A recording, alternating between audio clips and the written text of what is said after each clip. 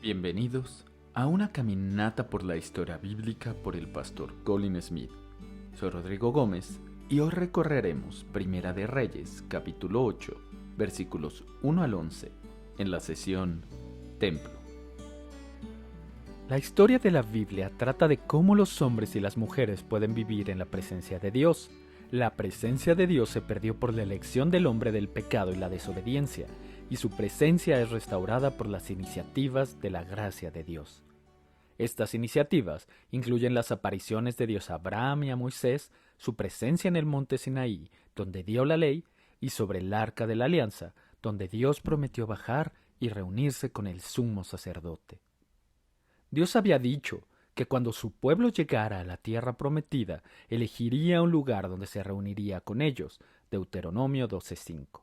David entendió que Jerusalén era el lugar y quiso honrar a Dios construyendo un templo que albergara el arca del pacto. Pero Dios le dijo a David: tu hijo edificará una casa a mi nombre. Segunda de Samuel 7:13. Y el privilegio de construir el templo recayó en Salomón. La hora del templo. Normalmente, las obras de construcción resuenan con los sonidos de los cortes, los martillazos y los gritos, pero el templo se levantó en total silencio. Todas las piedras se cortaban y se preparaban en la cantera y luego se llevaban a la obra listas para su montaje. Cuando todos los materiales estaban preparados, se daba la orden de construir y el templo se levantaba en silencio. No se oyó ni martillo, ni hacha, ni ningún instrumento de hierro en la casa mientras la construían. Primero de Reyes 6:7. Esta imagen se retoma en el Nuevo Testamento, donde se describe al pueblo de Dios como piedras vivas. Primera de Pedro 2:5. Todo lo que Dios está haciendo en tu vida te está moldeando para tu destino eterno. Tu dolor y tu sufrimiento son como el martillo y el cincel que te moldean para ser una piedra viva en el templo de Dios. Cuando Jesucristo regrese, la preparación estará completa, y el pueblo de Dios será un templo glorioso en el que morará su presencia. Los canteros de Dios. Hace algunos años tuvimos la oportunidad de acoger en nuestra casa durante varios días al pastor rumano Joseph Ton. Había sido encarcelado por su fe y le escuchamos atentamente mientras hablaba del costo de su compromiso con Cristo. Describió cómo los prisioneros odiaban a los guardias por su crueldad, pero Joseph oraba por ellos y por sus familias. Cuando uno de los guardias le preguntó: ¿por qué no estás lleno de amargura hacia mí?, Joseph respondió: porque para mí eres el cantero de Dios. ¿Quiénes son los canteros de Dios en tu vida? Puede que te hayan traído dolor, pero Dios usará ese dolor para moldearte a la semejanza de Cristo. Dios también puede usar circunstancias difíciles con tu salud, tu familia, tu trabajo, tus finanzas, para portarte en forma. El proceso es siempre doloroso, pero cuando Cristo regrese, serás todo lo que Él te llama a ser y tomarás tu lugar en el cielo, donde conocerás y disfrutarás de la presencia de Dios para siempre. Un servicio de consagración. Una vez terminado el edificio, el pueblo se reunió para un servicio de consagración que resultó ser uno de los mayores eventos en la historia del pueblo de Dios. Cuando los sacerdotes llevaron el arca de la alianza al lugar santísimo, en el centro del templo, la presencia de Dios descendió. La nube llenó la casa del Señor, así que los sacerdotes no pudieron quedarse a ministrar por causa de la nube. Primero de Reyes 8, 10 y 11. Este pueblo nunca había experimentado la presencia inmediata de Dios. La última vez que la gloria de Dios se había mostrado así fue en el desierto, más de 400 años antes. Así que Salomón tuvo que explicar al pueblo lo que estaba sucediendo. El Señor ha dicho que Él moraría en la densa nube. El lugar santísimo, en el centro del templo, era una sala oscura construida para albergar el arca de la alianza. En la tapa del arca había figuras doradas de querubines que representaban el juicio de Dios. Así, cuando la presencia de Dios descendía, rompía la separación representada por estas figuras y entraba en medio de su pueblo, respondiendo con adoración. La primera respuesta de Salomón a la presencia de Dios fue la adoración. Bendito sea el Señor Dios de Israel, que habló por su boca mi padre David y por su mano lo ha cumplido. Pero Salomón sabía que ningún edificio podría contener a Dios, y que la nube de la presencia de Dios podría irse tan rápidamente como había llegado. Ansiaba algo más que una experiencia ocasional de la presencia de Dios.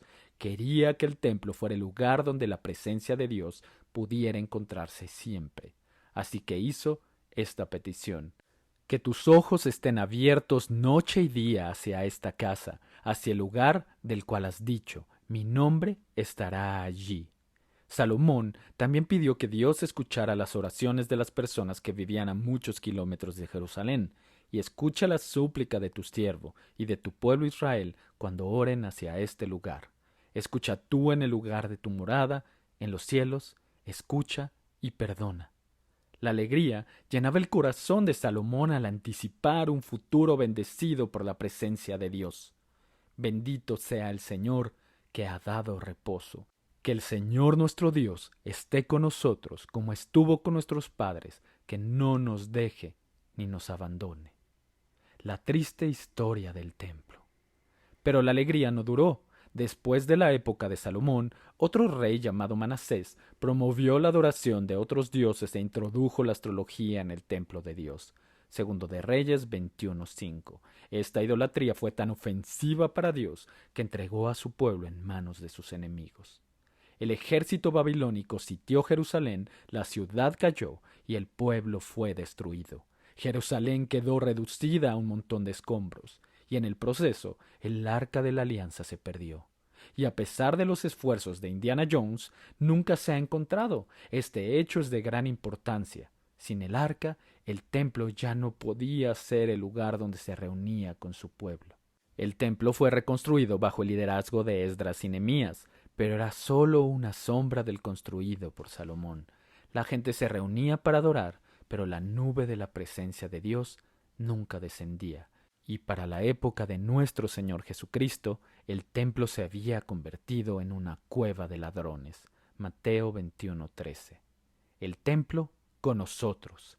Al describir el nacimiento de Jesús, Juan dijo: el Verbo se hizo carne y habitó entre nosotros.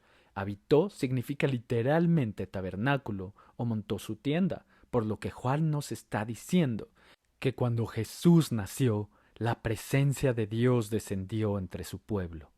Al principio de su ministerio, Jesús vino al templo y dijo: destruyan este templo, y en 3 días lo levantaré. Juan 2:19. Los que le oyeron pensaron que se refería al edificio, pero Jesús se refería a su propio cuerpo, indicando que Él mismo es el lugar donde nos encontramos con Dios. Si quieren encontrarse con Dios, decía, vengan a mí. El lugar donde los hombres y mujeres pueden encontrarse con Dios no es un edificio en Jerusalén o en cualquier otro lugar. El lugar donde pueden encontrarse con Dios es a través de Jesucristo. Salomón pidió que Dios escuchara las oraciones que se dirigían al templo, pero Jesús promete que Dios escuchará las oraciones que se ofrezcan en su nombre. Todo lo que pidan al Padre en mi nombre, Él se los dará. Juan 16:23. El Espíritu en nosotros. Cuando los discípulos estaban con Jesús, tenían acceso abierto a la presencia de Dios. Dios estaba con ellos en la persona de Jesús, así que cuando Jesús empezó a hablar de irse, los discípulos se preocuparon. Pero Jesús dijo: yo rogaré al Padre y Él les dará otro Consolador para que esté con ustedes para siempre. Es decir, el Espíritu de verdad, porque mora con ustedes y estará en ustedes.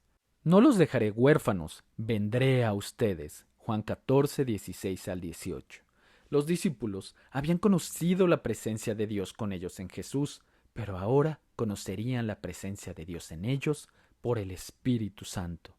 El don del Espíritu Santo en la vida del creyente es tan sorprendente que Pablo pregunta: ¿o no saben que su cuerpo es templo del Espíritu Santo que está en ustedes, el cual tienen de Dios, y que ustedes no se pertenecen? Primera de Corintios 6:19. Intenta asimilar esto. Tu cuerpo es un templo del Espíritu Santo, así como la gloriosa presencia de Dios bajó al templo de Salomón cuando fue dedicado. La presencia de Dios llena las vidas de aquellos que están dedicados a Él. Por eso, Pablo ora para que los creyentes dé a conocer el amor de Cristo que sobrepasa el conocimiento, para que sean llenos hasta la medida de toda la plenitud de Dios. Efesios 3:19. Toda la historia de la humanidad conduce al día en que Jesucristo llevará a su pueblo a la presencia inmediata de Dios. El apóstol Juan tuvo una visión de cómo será esto. Vio una gran ciudad y una gran multitud de personas. Entonces oyó una fuerte voz del trono que decía: He aquí que la morada de Dios está con los hombres. Él habitará con ellos, y ellos serán su pueblo, y Dios mismo estará con ellos como su Dios. Apocalipsis 21:3. Esto es lo que descubrimos hoy. La nube de la presencia de Dios en el templo señalaba lo que Dios haría en Cristo. Dios se hizo humano y caminó entre nosotros en Jesús. Cuando creemos en Él, la presencia de Dios entra en nuestras vidas por el Espíritu Santo, dándonos un anticipo de las alegrías que nos esperan cuando vivamos con Él para siempre. Esto fue Una caminata por la historia bíblica por el pastor Colin Smith. Soy Rodrigo Gómez y espero que nos acompañes en la próxima parada de nuestro recorrido. Para más recursos de Abre la Biblia, como el programa de enseñanza del pastor Colin Smith, libros digitales y otros recursos para hacer crecer tu fe, visita abrelabiblia.org.